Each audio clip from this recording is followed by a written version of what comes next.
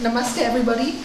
Namaste. I always like to start with namaste because it means the divine in me recognizes in you, and the divine in you recognizes the divine in me. Constantly reminding ourselves we come from one consciousness, one energy, one earth. So why are there so many problems? All because of one big word, ego. I've got to be better than everybody else, my way or no other way, and this is the source of all our problems. The subject tonight, it's the third part series of the subject, which is called Healing Your Emotions Through Yoga Therapy. How does yoga work to heal your emotions? Last week in Gibraltar, we spoke a lot about the connection of the different chakras with different emotions. I didn't cover it all. But today I would like to start with some questions that I have from a few people that sent Les an email. So let me answer these questions because I think they're really quite incredible. The first question has several parts. The question follows the talk last week on yoga as a form of therapy. We need to get it at its root and cut it. Once we contemplate and know where the emotion comes from, how do we cut it at its root completely? Okay, what practices do we need to do so the root doesn't start growing again? Oh, well, it's a lot. Is it grace that we need to let happen for the final string of attachment to break completely? And if so, how do we prepare ourselves for grace to happen in the final stages of letting go of trauma, emotion, etc.? Okay, let's get to the first part of the question. We need to get at its root and cut it. That's what I said. So they want to know, how do we cut the root completely? So first of all, what is the root of your problem, your emotional problem, okay? So first thing you need to do is know why you're so upset. You have this emotional breakdown and you don't know what is causing it. Know what is causing it. If you go to the root, what do I mean by the root? The root is, where is it coming from? In the Upanishads it says, you are what your deep driving desire is. As your deep driving desire, so becomes your thought. So your thought becomes your will. So your will becomes your destiny.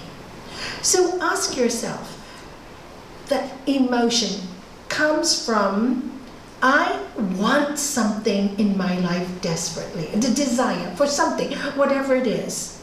Obviously, you have not got what you want, so you are a little disappointed. So an emotion will come up.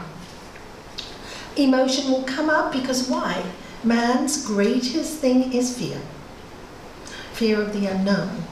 Fear of not getting what they want in this lifetime.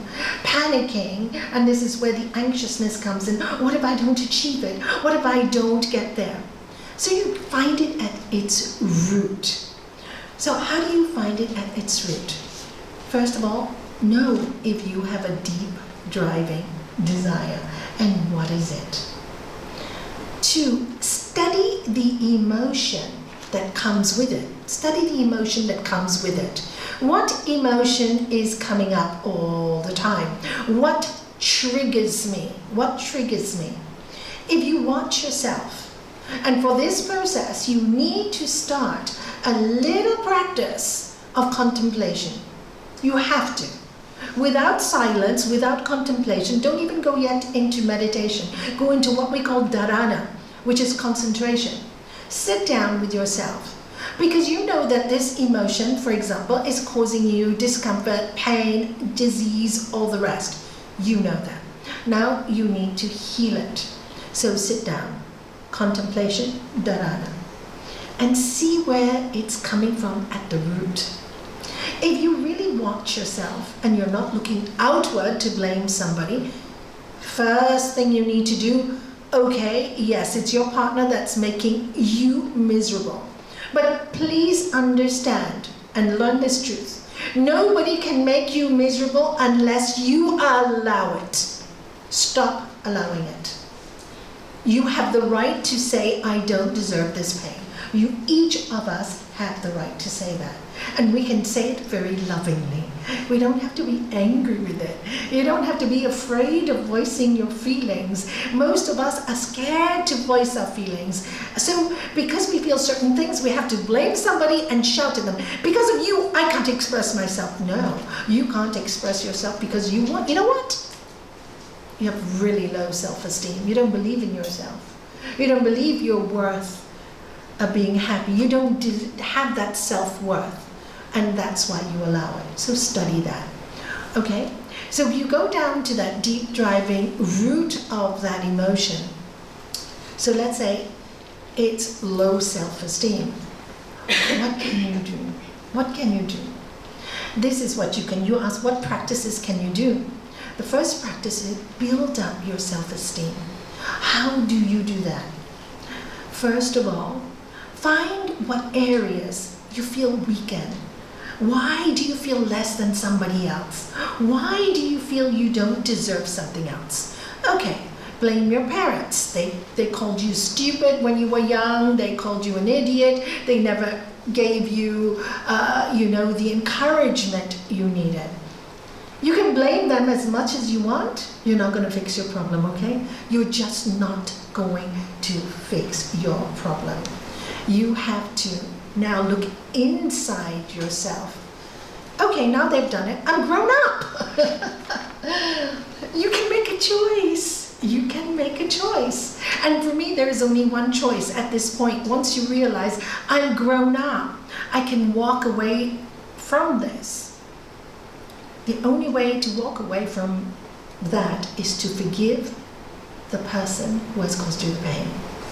You cannot walk away if you don't forgive. Why? Because there's anger in your heart. The emotion will continue, whether you like it or not. Don't forgive them because you think they have said sorry or they have apologized or because you think they deserve it. No. Forgive them because you deserve to be free of them. Are you getting it?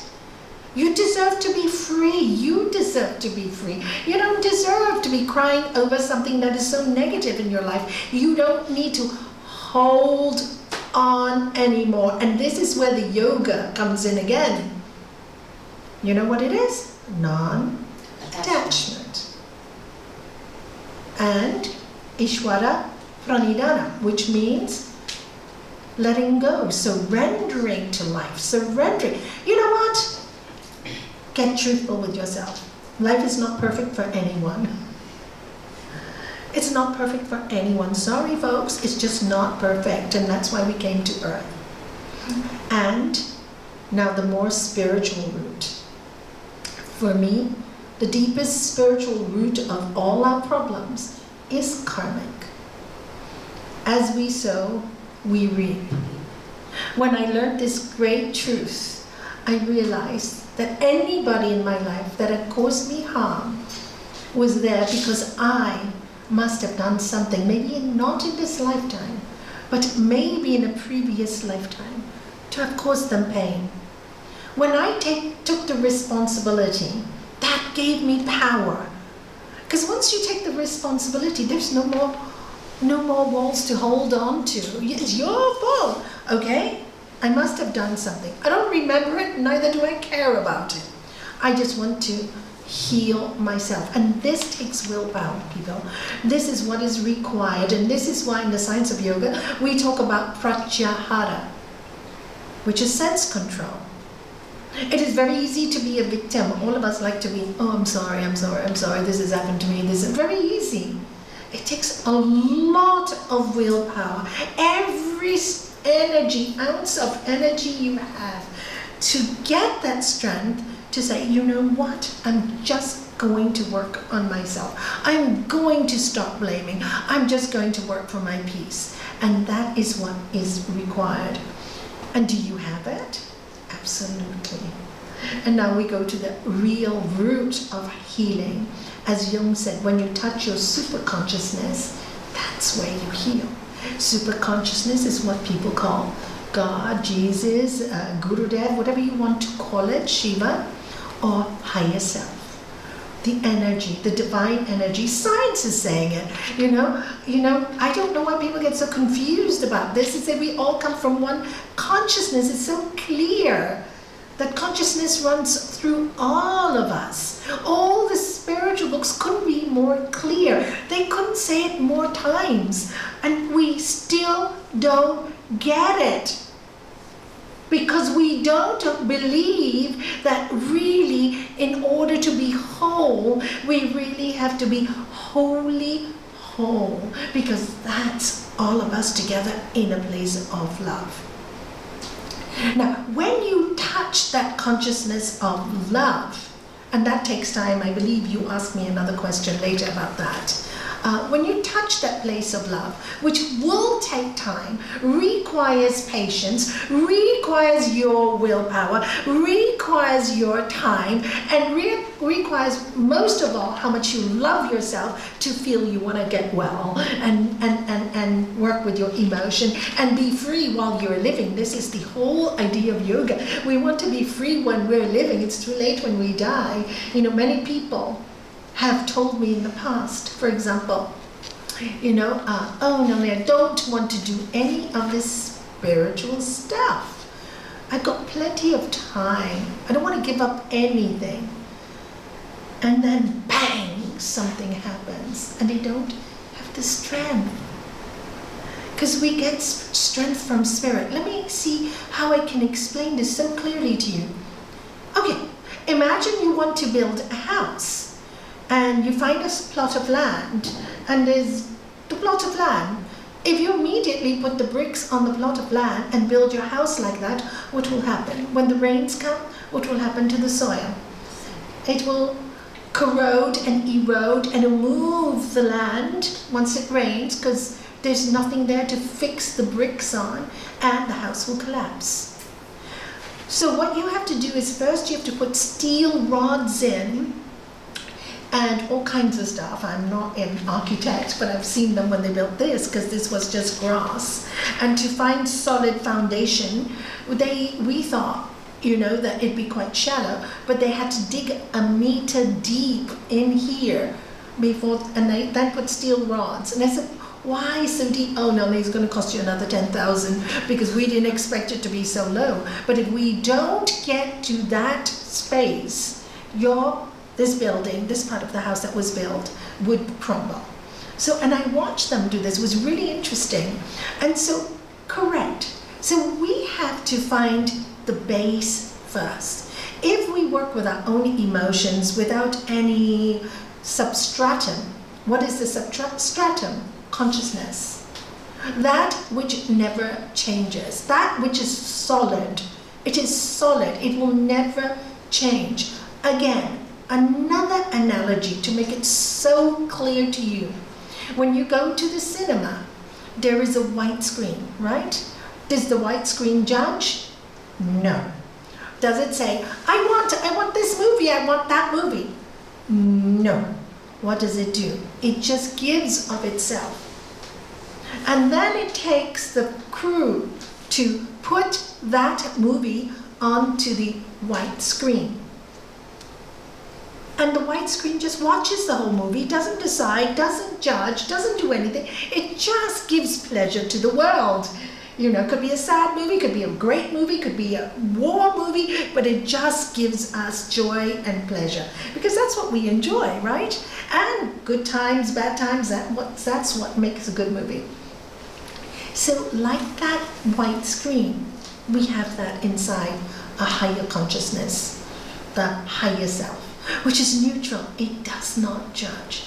So remember, deep in our foundation, this is what we're made out of. Energy, sound, light, music, all this is what we are made of. And then we have the 5 elements.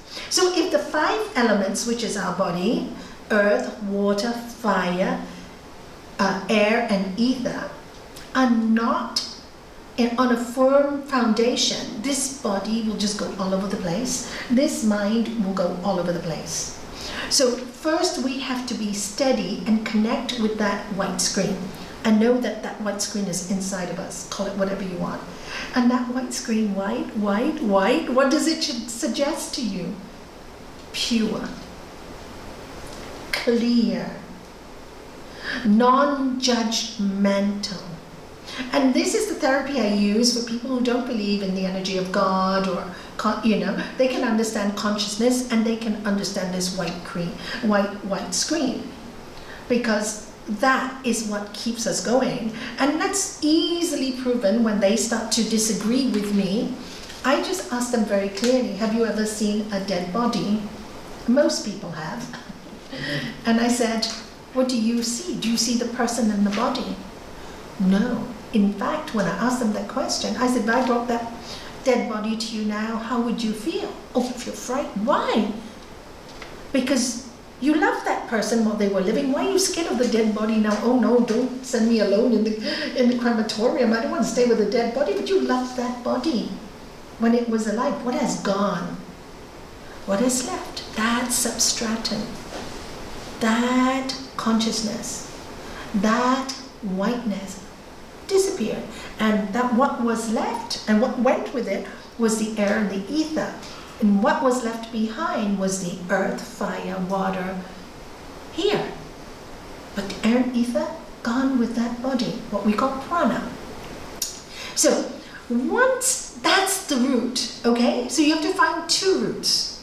The root to your connection with your higher self, or God, if you want to call it that. And second root, the more in the line of emotions, your emotional root. What has caused these things? When you work side by side with this, the strength comes from that white screen constantly reminding you, I am pure. I have a choice. If I'm pure, I can watch my thoughts. I can watch the whole movie. If I can watch it, lucky for us human beings, we have a mind. We can change our thoughts. Animals don't have that ability. We do. This is why it is said again and again and again, we are made in the image of what? You tell me. Of the divine, of God. So that is the root. So I've answered your first part of your question. Know your emotional root, know your spiritual root. If you get in touch with both of them, you will have all the strength you need to get through the emotional root. Then if you feel you cannot do it yourself, please seek help. Seek help from somebody who understands both of these paths. The path of consciousness and the path of psychology, human psychology. And then you can get into terms in healing yourself. What practices do we need to do so the root doesn't start growing again?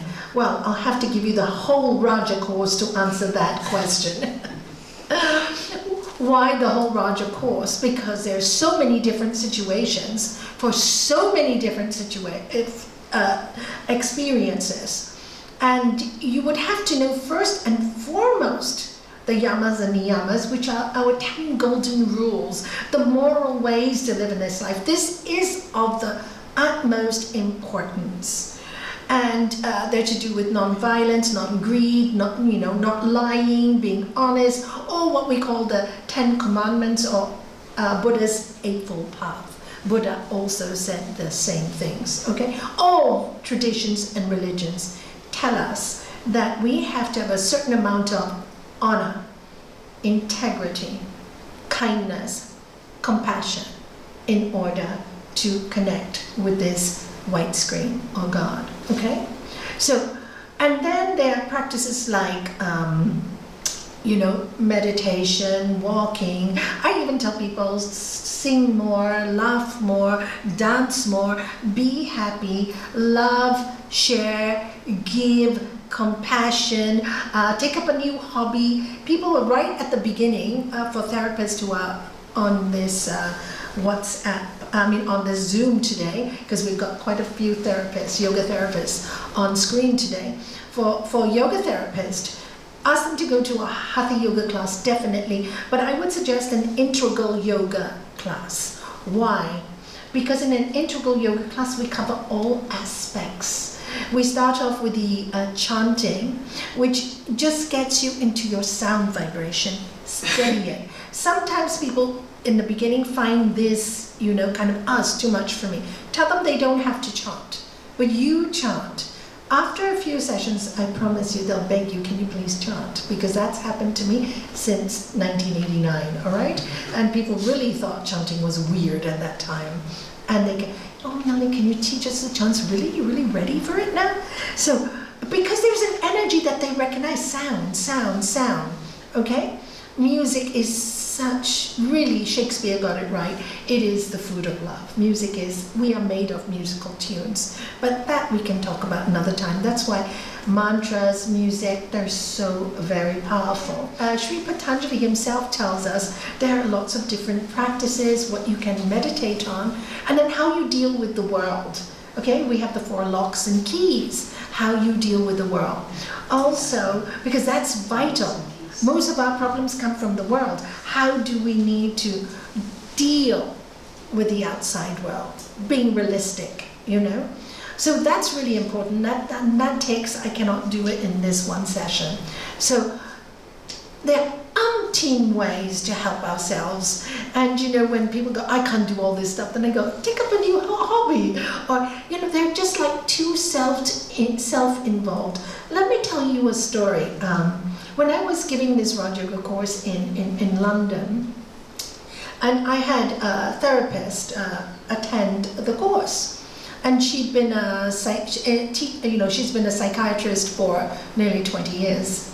Right after the course, when we were finishing, she started crying, giving me a hug, and I thought I made her cry because actually she was so intelligent, worked for so many years, maybe I had said something too truthful. I tend to be quite straight at a course, right?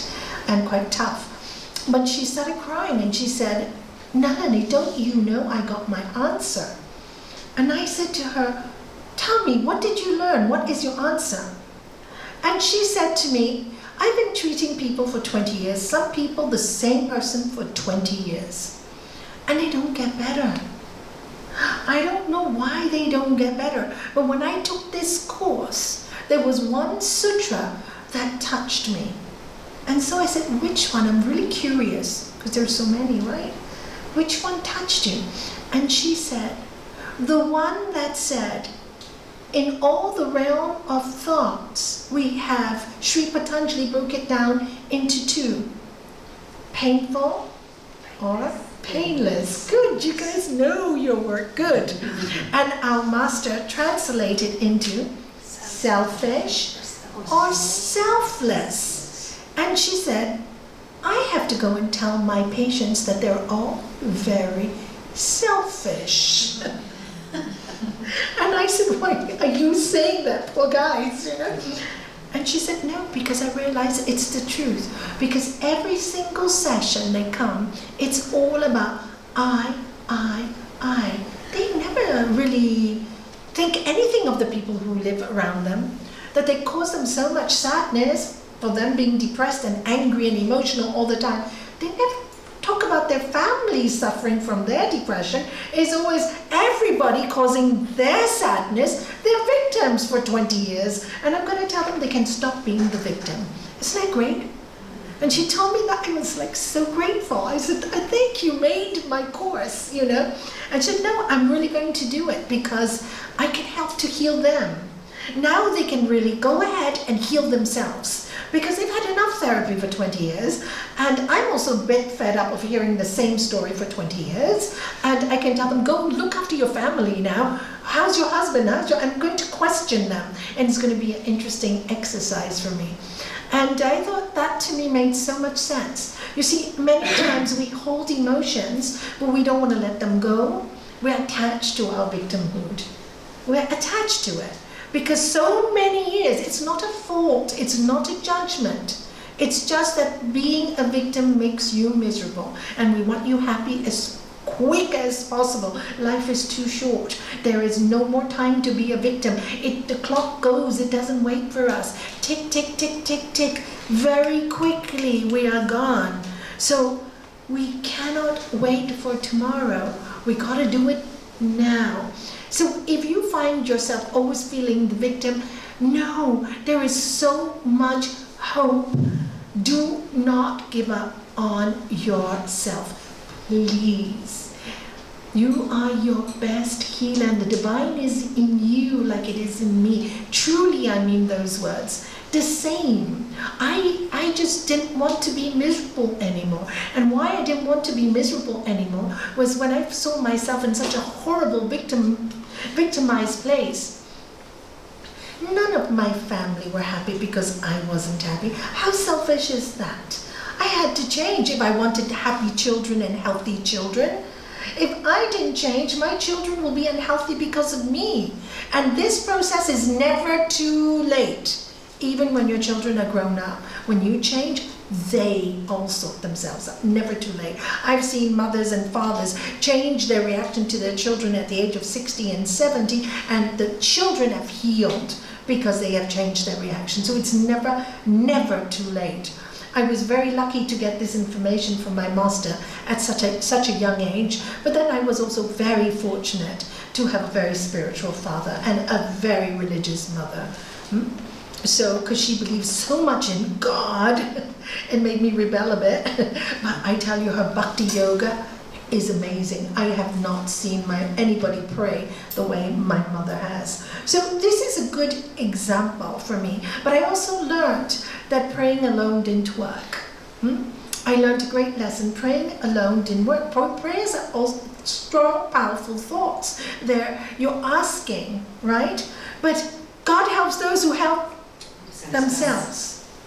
So you can pray, why am I not being helped? Why am I not being helped? But you are not being helped because you're not helping yourself. Okay?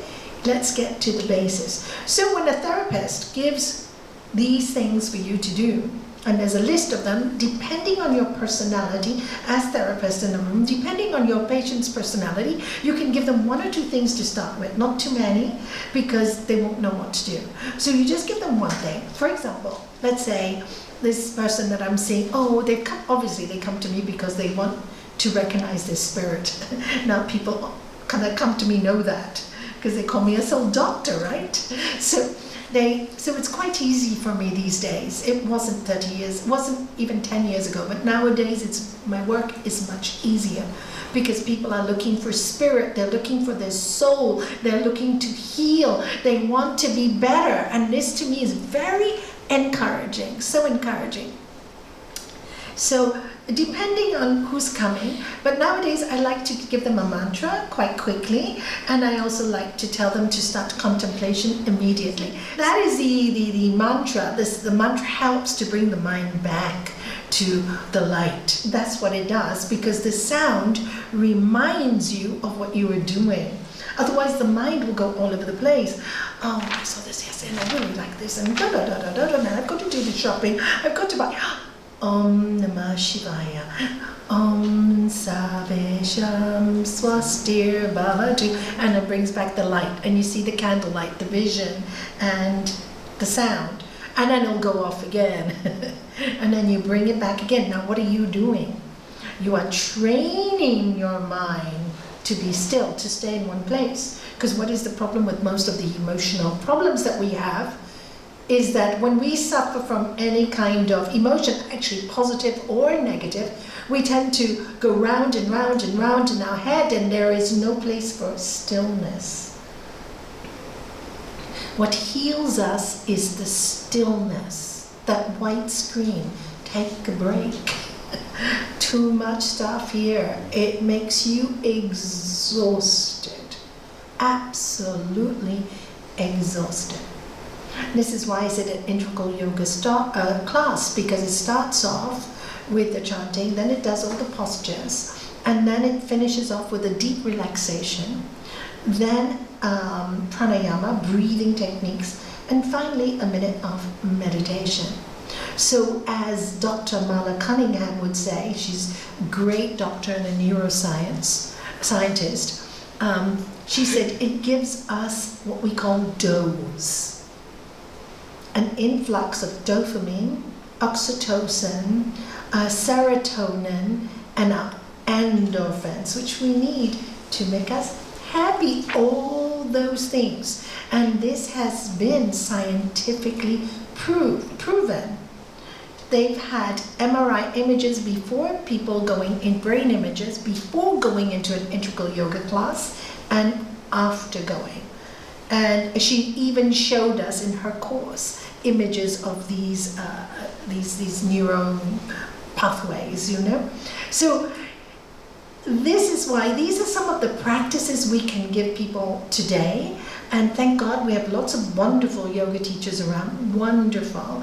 And I feel so proud, you know, that many are integral yogis.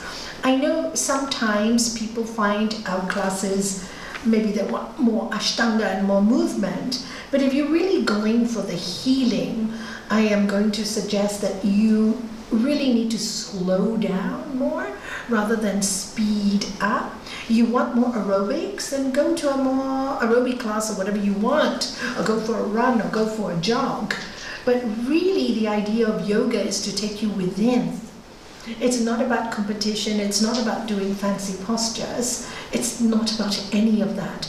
It's to help you be aware of your best friend, your body, because it's your best friend, help you to be aware of your mind, it's the only mind you have, and helps you get into your spirit. So you're aware that when you go into deep relaxation, wow, I am able to watch my mind think.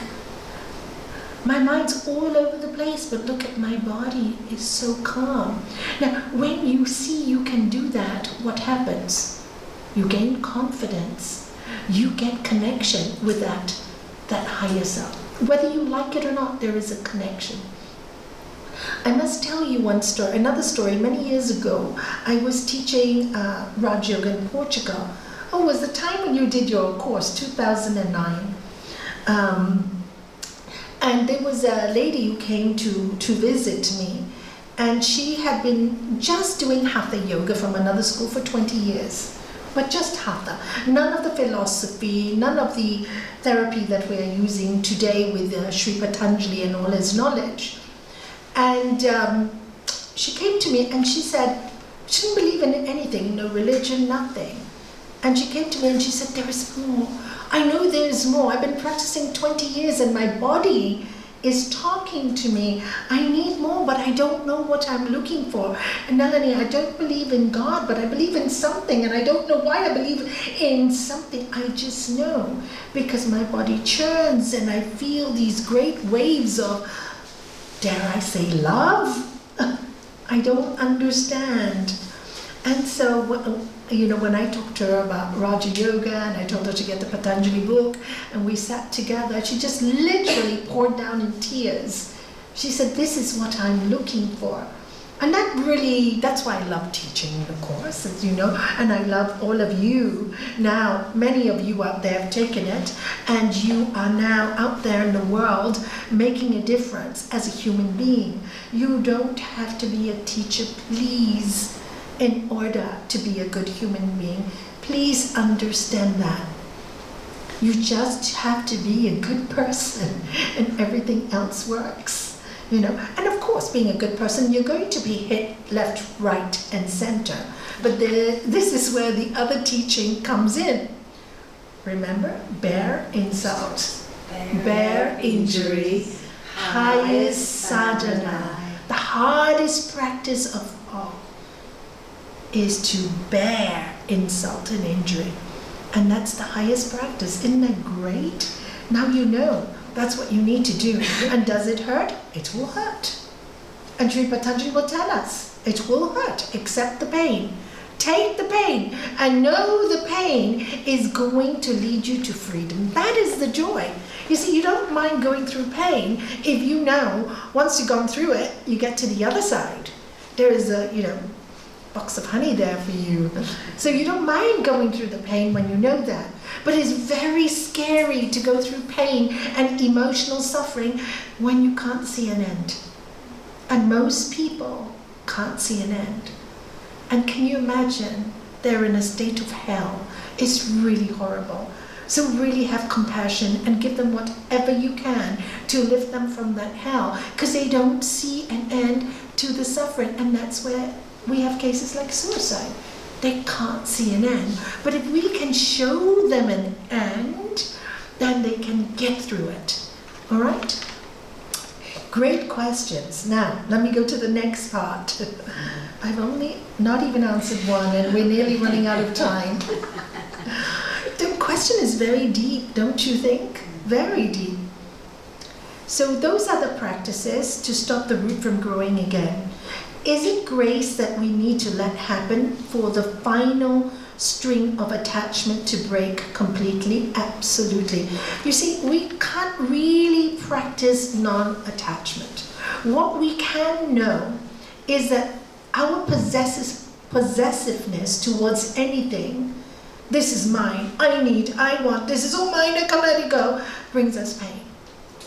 Life will teach you that anyway. Life, you lose things when you want to hold on to them. When you want to control, then everything will go wrong. Life will teach you that lesson. So you can't control anything. So yes, it is grace. But how do you receive the grace? It is like Sri Ramakrishna, the great Indian saint of the 19th century, said, if you want your ship to sail, you got to raise the sails.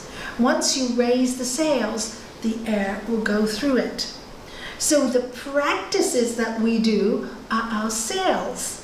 And once we, God helps those who help themselves. So once we raise our sails up, then grace comes. You don't even have to ask for grace. Even if you don't want it, it enters your life. It will come, whether you like it or not. So this is what happens, but we have to raise the sails. Nobody can do this for us. Yes, and it happens automatically. And if so, how do we prepare ourselves for grace to happen in the final stages of letting go of the trauma, emotion, etc.? You don't have to prepare yourselves. You just have to do yama niyama. That's all. Do good, be good. That's how you prepare yourself. Ultimately, that's the final teaching. You can say, I can teach you all Raj Yoga, but if you are basically do good, be good, your mind will be very clear. You're not constantly judging. Blessed are the pure, they shall see God. So if your mind is pure, because you're not all the time judging and looking outside, but just blessing everyone from the inside, including yourself, who's part of that consciousness. Did you hear self-esteem? You are included in that divine. You need to look after yourself. If you don't love you, you can love no one. You just can't. It's impossible. You have to love yourself first. Love thy neighbor as thyself. Okay? So that's how you do it, simply. And the last stages, the final stages of letting go, I actually wrote something out this morning, what I do with my patients, the 4 stages, but we're not going to touch that today. Maybe next week I can give you my way of doing the yoga therapy. And if you bring a pen and paper, I will go through it with you, and you can write your notes. Is that okay? So I'll cover the second question, which is, how can we build on total faith when we haven't been brought up with a particular faith? I think I've already answered this question by talking about the white screen and the foundation, the substratum that we need to have before we can move forward. Are there practices that we can follow to keep on building and creating that indestructible faith? The practices, I think I have also answered all the different kinds of practices. Breathing is a very powerful one as well, but do it slow and steady. Third question. At the end, I could do one more, you see? At the end of your talk on World Peace Day, when you picked up a candle and said, I'm going to do it now, and said, oh, I'm glad you heard my talk, you listened, thank you, and said, move it around like this. It's very simple. All you have to do is awaken the light within us. When we find ourselves in a disconnected place, how do we awaken the light and the Lord of love, which is the ultimate and deepest love for everything within us? What can we do? This is a very deep question too. When, I have seen people in my life, and sometimes they're in what I called a black cloud, okay? When they're in that black cloud, no matter what you say or do, they will not hear you. When you're in that state, there is nothing the therapist can do but constantly shine her or his light by giving them hope and faith. This will blow over. I often give my patients the example of a fog. When you're driving and there's a deep, deep fog, what happens? You have to stop. You have to stop and wait until the light dissipates the fog. So when they are in such a dark place, really there's not much you can do for them, but send them this hope through yourself. You being the instrument of peace. When they see that you have that peace, they believe it is possible. When they see that you have the faith that is possible, they get that energy from you. It's like, you have faith in me, you really have faith in me, I can do it. And that's when the light starts to open slowly. Sometimes it takes longer. Be patient as a therapist. Tell them to sing a lot. Because really to ask them to meditate is not so good at that point. Because all they will have is the picture of the demons. That's what they will see. Because that's where they are. They will only see demons. So maybe ask them to think of funny things. This is what I like them to do. Think of a funny comedy scene, or think of something funny in your life. And whenever you're feeling really bad, bring that scene to your mind, and that will cheer you up, no end. And then I often speak about the Big Bang Theory and what's his name? Sheldon. Yeah. And he goes, Penny. It just makes me laugh. It just makes me, I don't know why it makes me laugh, but it makes me laugh. So if you think of Sheldon anyway, his character is so incredible. Or Phoebe in Friends, if you like a comedy, Phoebe, smelly cat, it just makes me laugh. Or think of any other thing that makes you laugh. That will bring that light. Because why? Laughter is connected to the light within. What did I say? The white screen, it's white. It likes light. It has no darkness in it. So start them off with something very basic. If you try to give them too much spiritual stuff, they burn up. They cannot understand it. They cannot see it. And they cannot do it. I hope I've helped you with today's session on, healing emotions. And next week, we will continue on all the different systems that I use. And I hope that helps you. I just woke up this morning and I started writing them. And I think this is what I use. I really haven't put them down anywhere, but they seem to work over the last 30 years. And even if you are not a therapist, it doesn't matter. If you know a few things, at least if it's in your family and they're unhappy, don't have to do this and you have to do that and get up and get better. Come on, you're depressed. It doesn't work. Please, that just brings them further into the world. Cheer up, as if it's that easy to cheer up when your body is in pain, when your mind is tortured, when you've gone through so much abuse in your early life. Not easy, and it's quite cruel. Of course, if they go on and on and on about it, then what you can do is just every time they start, I've heard it, thank you, and walk out of the room. They'll soon get the hint. And when they talk about other things, go in the room and join them. Change the subject. When they start bringing up the same subject, bringing in another subject, because they're longing to be the victim, and you're not allowing, you're not giving them space. They'll cling, and the more you feel sorry for them, my God, you're finished, because all your energy will be gone. You will be drained, absolutely rotten, because they keep taking it, because they want more, more, more, and you want them to get better soon so you can get some freedom. And it doesn't work. It just doesn't work. Best, step back and teach them like that. And if it does get too much, then there's a point you need to tell them, this is enough. Now you are hurting me too. This is enough. You get it? And this is enough. You know, I have had a patient many years ago, I haven't had it now, but in the early days, even shouting at me. And I said, this is enough. You're not happy because they wouldn't want to see the truth. Maybe they were lying, and I'm very straight. Can you see why you are suffering? If you lie to your partner every day, how can you be comfortable in your own body if you're constantly lying? You cannot be comfortable. You need to stop lying. Can't do it, so they blame me. No problem, I go. The door is there. Please find somebody who can help you. I can't. If you work with me, then you have to stop lying.